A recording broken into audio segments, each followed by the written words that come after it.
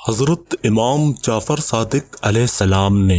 لوگوں سے سورہ قدر کے فضائل اور فوائد کے بارے میں بیان کرتے ہوئے فرمایا کہ جب بھی تمہیں کوئی مرض لاحق ہو تو ایک نیا مٹی کا برتن لو،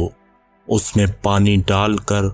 اس پر 30 مرتبہ سورہ قدر کی تلاوت کر کے دم کرو اور پھر اس پانی میں سے پیو اور وضو کرو اور جسم پر وہ پانی ڈالو، اور جب بھی اس پانی میں کمی آ جائے تو دوسرا پانی اس میں ڈال دو۔ 3 دن تک ایسا کرتے رہو، انشاءاللہ مرض سے چھٹکارا مل جائے گا۔